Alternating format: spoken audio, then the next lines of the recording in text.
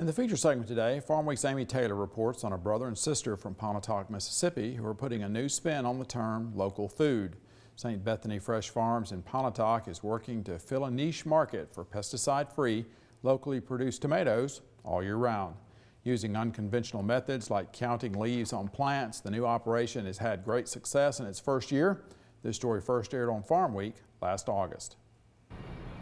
With about 3,000 tomato plants growing in what's called a hydroponic greenhouse, St. Bethany Fresh in North Mississippi is not your typical tomato venue. The farm is a family business run by Stephen Hale and his sister Leah Beth Murphy, which inspired the name for the operation. St. Bethany came from, it's part of my name and it's part of my sister's name. My sister always called me ST, and her name is Bethany, so they was kind of put together and became the name of our company. Ground was broken for the greenhouse in the fall of 2011, seeds were planted in December, and by April of 2012, St. Bethany Fresh was selling tomatoes from a farm stand. Leah Beth Murphy says you'd be hard-pressed to find an operation in the state offering year-round fresh produce, which is what sparked the idea for St. Bethany Fresh. I think in my family we have an entrepreneurial spirit, and one of those things that come along with that is seeing what is missing in a market. We're selling right now at farmers market. It's farmers market season. We're selling in Oxford and Tupelo, selling out every week so far. We're selling in a few restaurants in Tupelo and a few wholesale markets around in Bruce, Water Valley, Pontotoc, Tupelo. Additionally, Murphy says one day she'd like to add other kinds of vegetables to the operation. Stephen Hale says the greenhouse is not built from conventional materials growers normally use. It is a hydroponic greenhouse. It is completely computerized, as in temperature controlled, and our fertilizer is irrigated through the system computer-wise. Now we have to mix the fertilizer and keep everything up.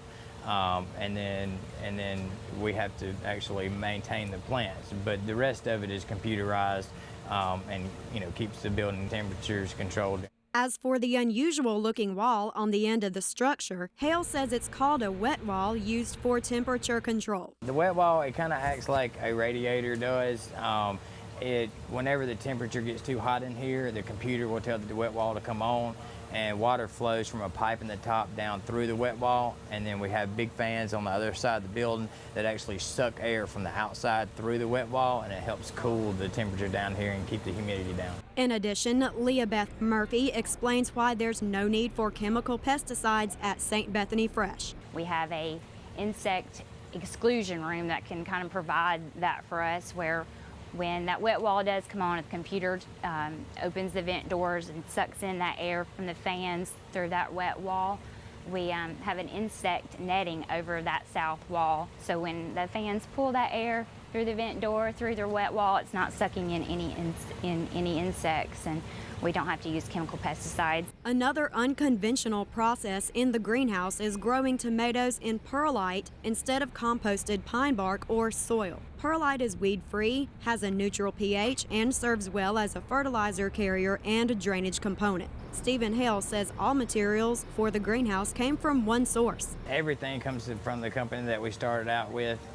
It comes with the whole entire greenhouse, down to our fertilizer, to our packaging of our actual tomatoes that we sell out of, the flats that we sell out, everything, every detail in there comes all in a package deal. Needless to say, Hale and his family have been pleased with the product. But even with the convenient aspects of the facility, Leah Beth Murphy says caring for the plants is still a big job. These plants get out of control quick, and we've learned the hard way at times that they can grow up over our cable, and we don't want to lose any fruit, we don't want to lose any plants, so we have to stay on top of them continually. Breaking leaves, as you see, we leave about 8 to 10 leaves on each plant, and this doesn't take away from the fruit production and the quality, color, taste, most importantly.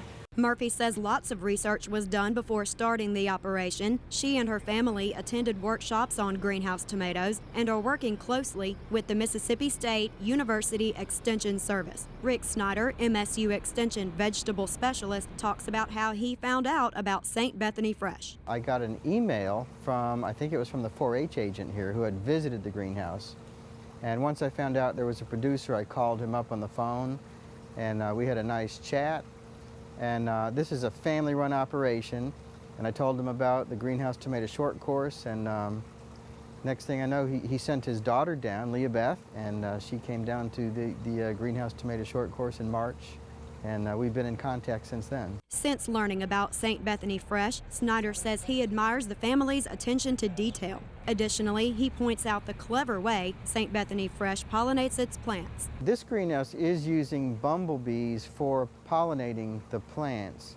It's another way to pollinate. A lot of growers will use a vibrating pollinator and hand pollinate every other day in the greenhouse.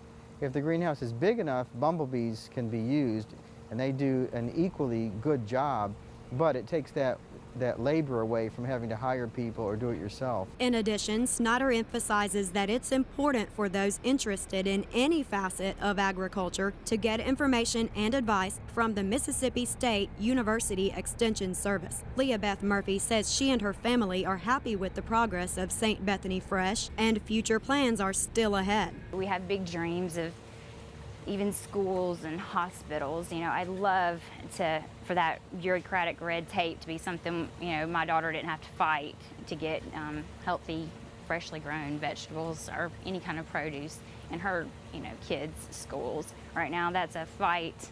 It's a fight, and it shouldn't be like that. Additionally, Murphy says customers and families often come to tour the facility and learn more about hydroponics. What she enjoys most are good times with her family and getting positive feedback on St. Bethany products. We're just having a lot of fun right now, and I know that sounds cheesy, but this has been so much fun for my family and I, and to reap the benefits of, you know, seeing how people are responding to the product. That's the most important thing. We may have beautiful plants, we may have a wonderful facility, we may have beautiful tomatoes, but if they don't taste good, it's all for naught. So we're really excited about how people are responding to our tomatoes. With St. Bethany Fresh being the first hydroponic operation in Northeast Mississippi, Leah Beth, Stephen, and their family hope others will follow in the future. From Pontotoc, Mississippi, I'm Amy Taylor reporting. Of course, you can go to our website and you'll have the information there to get in touch with St. Bethany Fresh. Also YouTube and Facebook. Layton, they're still going. Things are looking good. You can go to their website.